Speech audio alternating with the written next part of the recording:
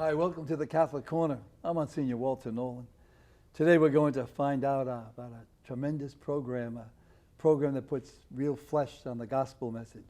It's about the Casey Volunteers, an organization at Red Bank High School in Red Bank, New Jersey.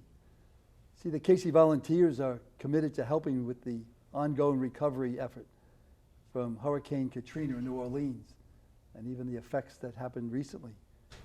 The Casey Volunteers, which includes Red Bank Catholic staff, students, and alumni, they've been traveling to the Big Easy for 3 years now, and they plan to return this year, possibly even making 2 trips. With me today is Red Bank Catholic graduate of the 2012 class, a marvelous young man, Joe Salento. Joe, thanks for being with us. Thank you for having me. Student assistant counselor at the school, Kathy Booth.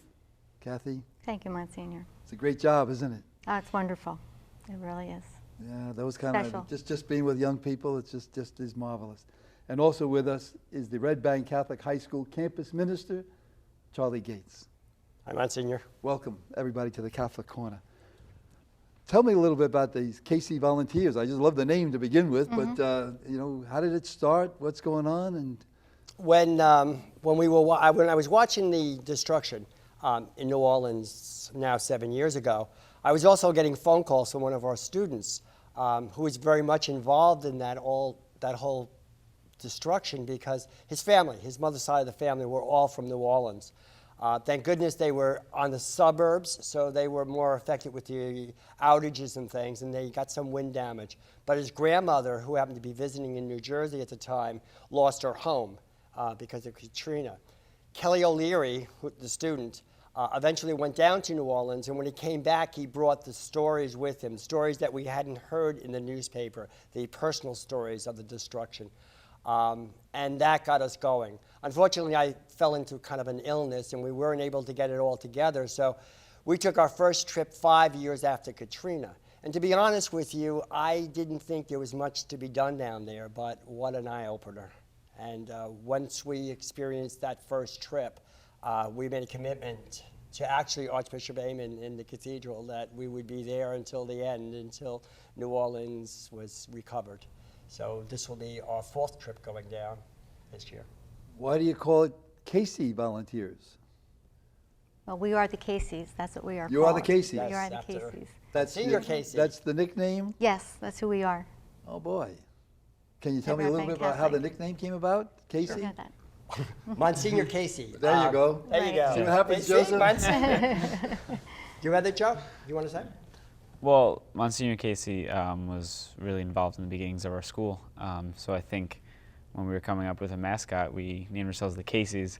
A lot of people wonder what a Casey is, and it's tough to say. It's something. It's actually someone. So He was an admiral in the Navy, and he gave all of his retirement funds to help start the sports program at RBC.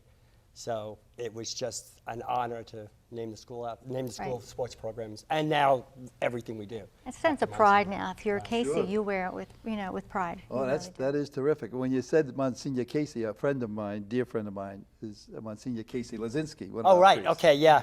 And he's really Polish. His name is Right. Kazimir. But he actually took me down to Mississippi, to a parish down there that he was friendly with, and they were about 10 foot underwater at the time. So yeah, it's all over the place. Tell me though, could anyone forget, this whole Katrina thing? You said 5 years later. I mean, you're still 7 remembering, now. and Yeah. isn't it amazing? It is amazing. I didn't go down the first year. I went down on the second and the third year that we went down there.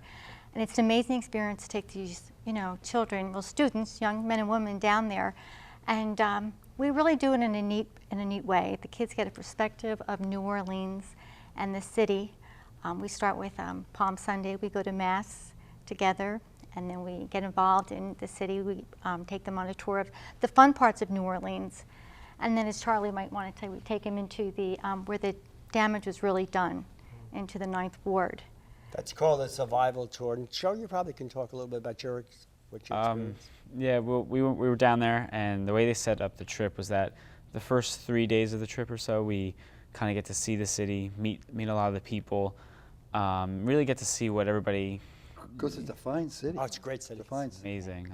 I loved it there. And then we take the survival tour, the reality tour, and we go and see all the destruction that was done and that is still very prominent down there. It's still relevant to the city. And we get to see a lot of different things, and we had a tour guide, and he was showing us different areas, and he would show us a picture of a street sign that was completely underwater. All you could see was the name of the street, and he would be like, now look to your right, and this is exactly where we are. And sitting on a school, but we were on a school bus at the time, sitting there, we realized that where we were, we'd be underwater during the time. So it was really eye-opening, and seeing all the homes that 7 years later haven't been touched since the storm was really eye-opening. There, has it been like a lot of people who were devastated, moved away, and do they say they'll never come back? I mean, I know some came back, but The complete opposite, really. Yeah. go ahead, tell me about it. They don't want to leave, and we've asked them. The kids, like, it's amazing because we have this interaction with the people.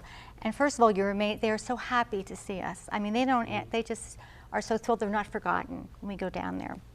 The hospitality and it's just a mutual respect that we end up having for each other, but it's not forgotten like it can't be. It's just something that we really connect with them, and each time you get, like I went down there, you get more pulled into it because they are so thankful for just being not forgotten. Yeah, they are marvelous people. Absolutely. I think the big thing with what we don't see here up north, and I keep saying this, is if this hit Red Bank, New Jersey, and we lost 60% of our population. I'm not saying that they died down there, but they had to leave because they'll go someplace else. We kind of are a transit state. You know, we can see it here even in the central part of the state. A lot of the people are from the northern part of the state.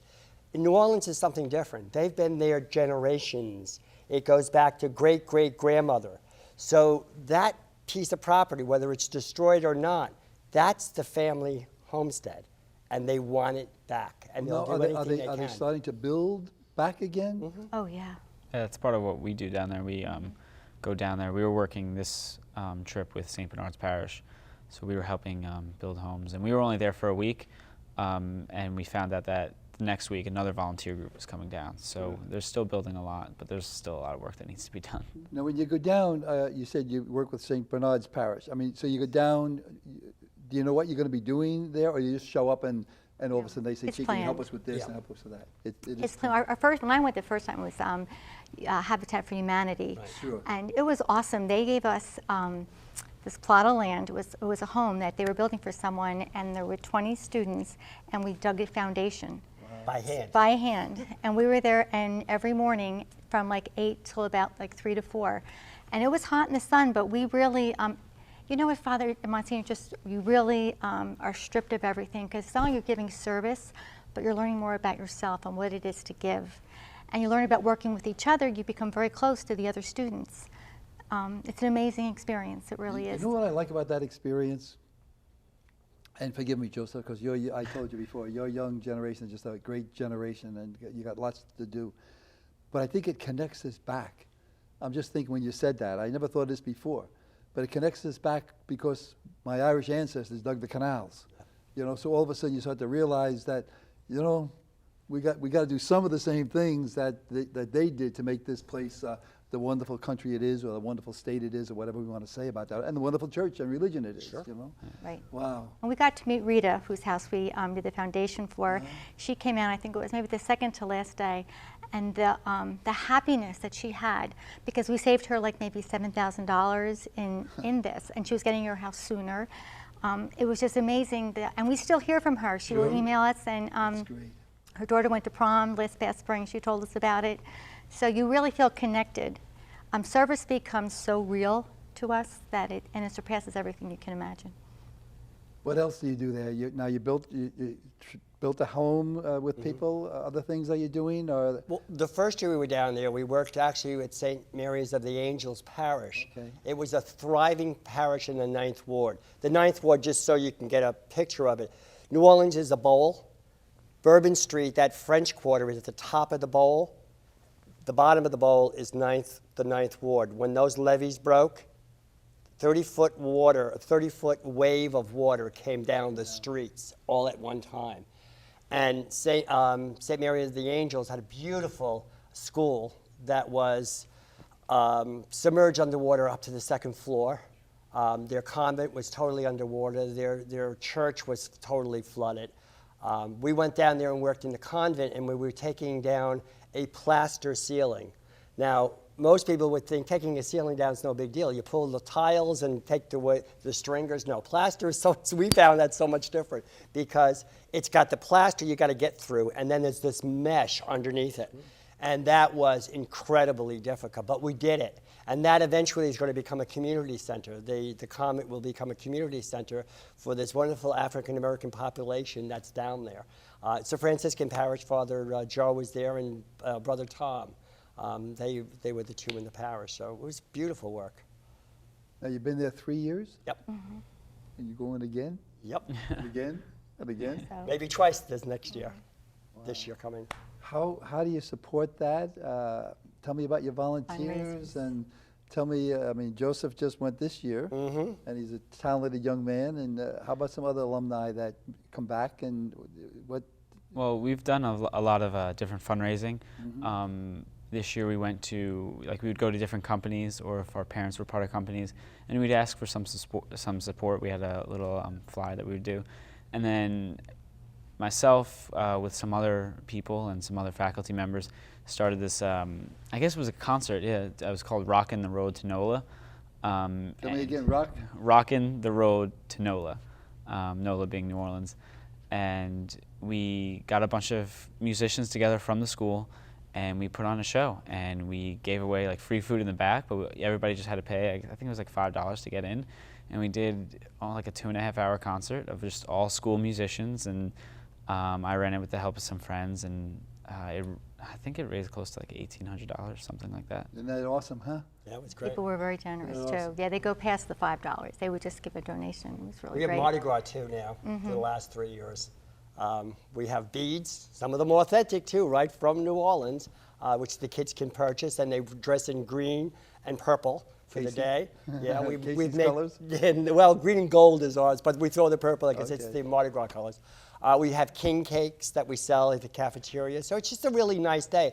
And the best part is we also going to get a chance to tell the story, because that's a promise we made to actually Archbishop Amon when we met him at the cathedral, that one of the things that we do as Casey Volunteers is to tell the story, that they understand, that the people down there understand there's a lot of other things going on in the world and in United States, but they feel like they've kind of been left behind, and there is so much more work to be done. So we are kind of trying to be their mouthpiece up here up north. I've had friends that said, they asked me, why are you going down there, and can't they handle it themselves after 7 years?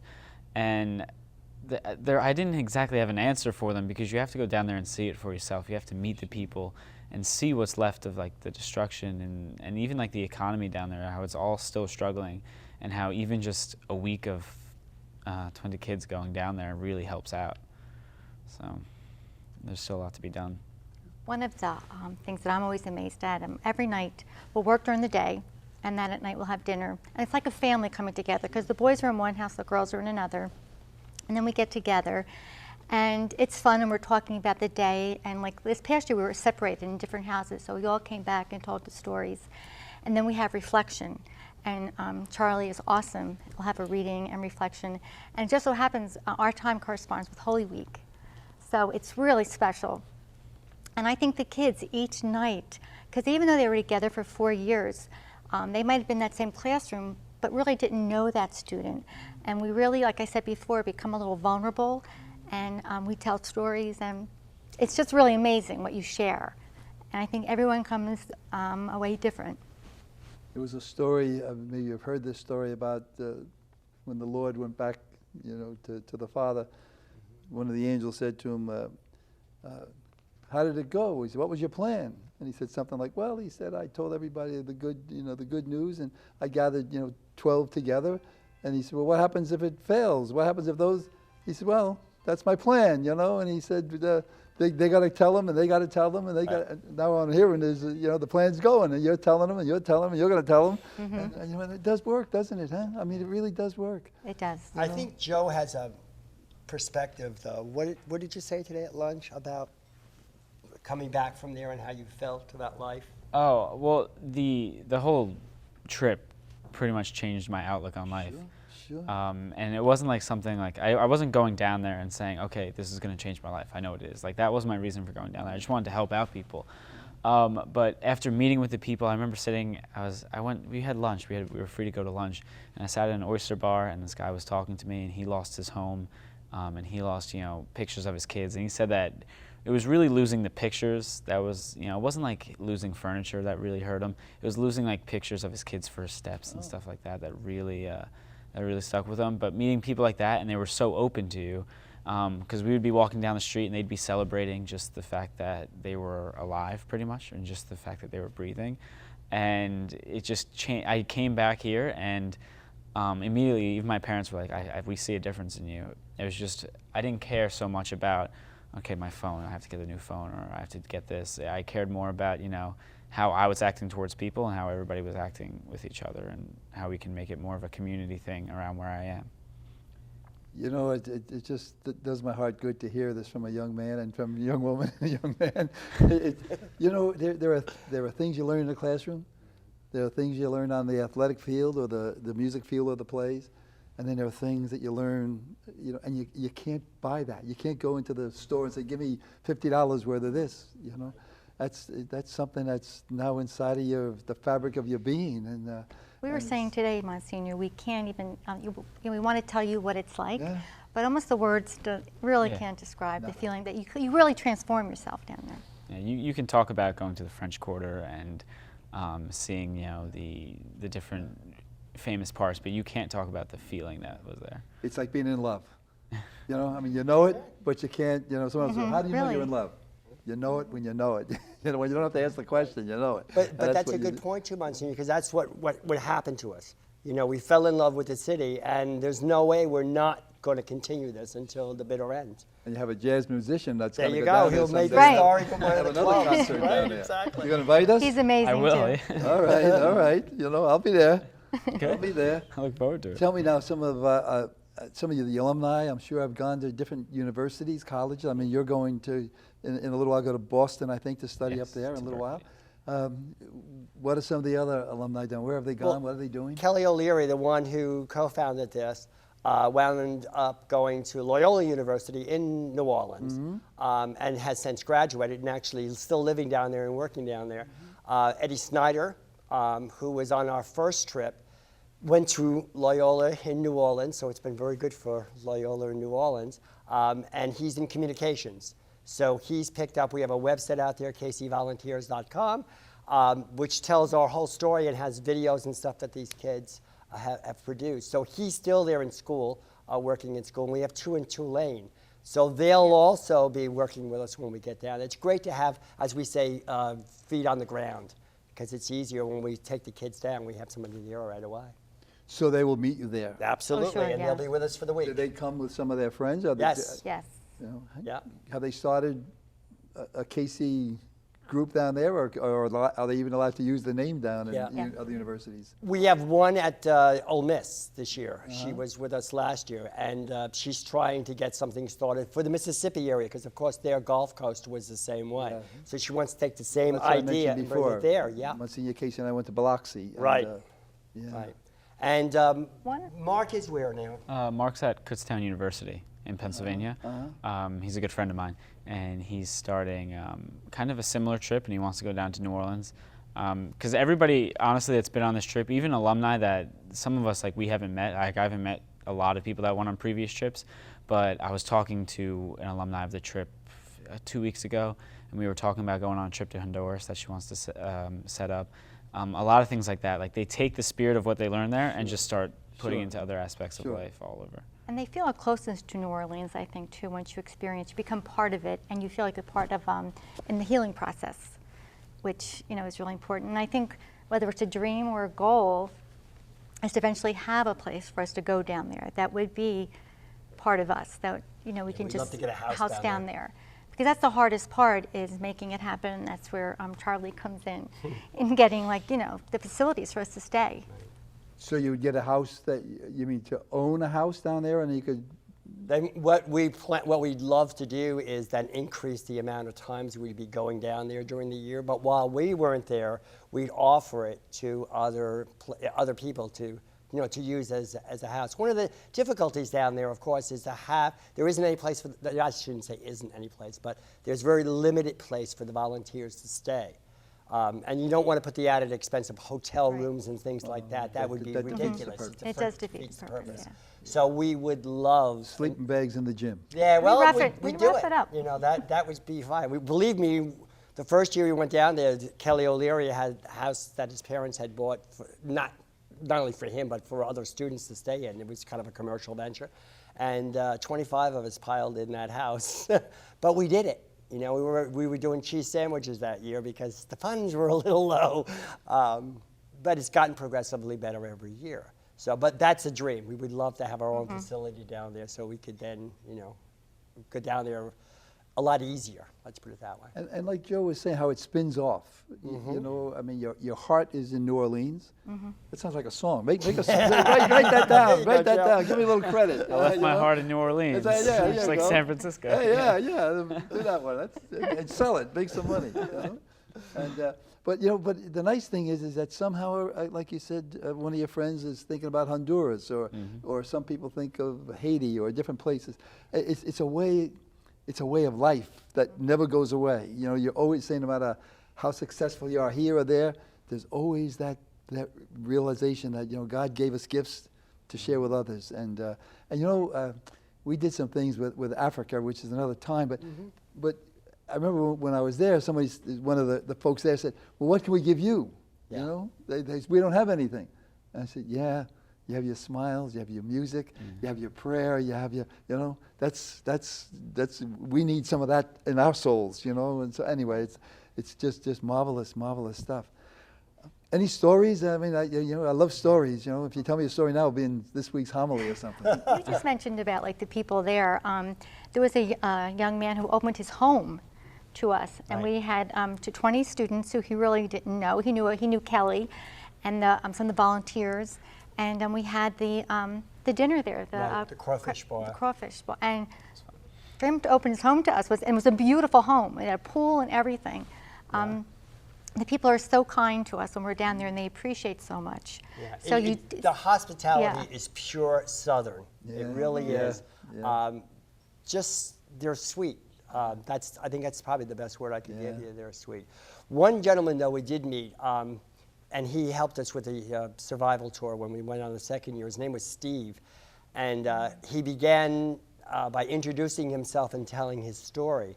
And he was great because he had a sense of humor about things, which we found out later was very much a part of the culture down there.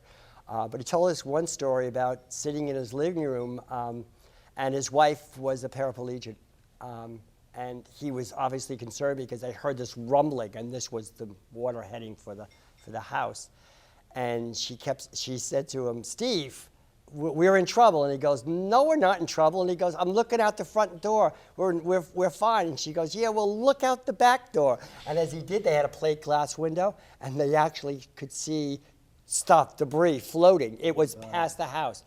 He got her up. He had to get her up to the second floor. He actually floated the wheelchair up to the second through the landing. Gosh. Yeah, and then had to lift her into the attic, where a lot of people wound up being after the flooding, and then had to break through the attic. They got her on a boat that happened to come by. They wound up spending 48 hours circling the city. It was a disaster down there. They finally wound up in the Superdome, which that was not a great place to be. She survived the whole thing and then died in January. So he lost his house, all of his dogs, his cats, and then his wife in January. And that story just responded. Everybody responded to it. I mean, everybody was crying and hugs. This is the things that these people have lost. It's one thing to lose your house when you start losing your wife and. Really. I mean, that's 1,500 people died, and there's another 1,000 people that aren't accounted for. Yeah. And those are the stories that really helped us when we were working. Sure. Because I remember the last day we were there, however many hours we worked, maybe 6 or over that, I was working in the backyard with one of my friends, and I was on a ladder like cleaning something out, and I looked at him, like we just totally stopped, and like we looked at each other, and we were just like, we want to do more, like, because we knew in like 25 minutes we were leaving and we weren't going to come back to work on the house the next day, but we wanted to do more. Like, we didn't want to stop working because we knew that these people were still struggling and they still needed help, and we just wanted to stay there. And it's all done privately now, Monsignor. Yeah. I'll be Sad kind, thing, okay? Yes, the government walks through the beaches and they all say, we're with you, and the election is over, and then it's up to the people. So what we have now is there's the volunteers, like St. Bernard's Parish Project is wonderful. Habitat for Humanity is wonderful. And then groups like ours going down, and they know it. The people down there can see it. This is what's going to make this place resurrect. If only the world could do it, Yeah. because that's what it's all about. Absolutely. Put the guns away, put the hatred away, put the bigotry away. Dig the foundation. I mean, really. And you know what? I don't know if it'll be your generation, but the one after I that, hope but you know, so. we're all part of that. We're part of that building block, So what do you think? What do you think needs to be done? You need more volunteers? Raise some more money? What are we going to be doing? Well, money helps, because this year we have 91 volunteers to go. And that's with That's some only students seniors. that have conflicts. I'm sure we could well be over 100. So right now we have to whittle that down to 40, because we take about 20 a trip. We feel that that's about what we can do. So we're hoping to do 2 trips this year, one in Holy Week and then one in June. And that will be the beginning of something new as well. Well, that's good. And then you can have another crawfish dinner or, Yep. or something. Craw- like that. That's Crawfish tradition. boil, That's yeah. a tradition. That's that a we do tradition? We've done that every year. Yeah. That sounds absolutely marvelous. So we're going to try to get more volunteers. Maybe some folks can contact you if Sure, they they want can to contact us at want Red Bank to, Catholic High School. to help in any way possible. Anyway, Either with their prayers or financially or Absolutely. anyway. Congratulations. That's Thank not you, a good word, but No, bless it you. is. I mean, It's really fine. bless you. Thank And you, young man. I mean, Thank you very much, Monsignor. They're the best, aren't they? And They so are. are you. But God, Casey volunteers and whatever other volunteers you have, please stay alive, stay with them. And if you'd like to find a little bit more about it, CaseyVolunteers.com. Simple as that. Bless you. Pray for us, and we pray for you. God love you. Thank you, Monsignor.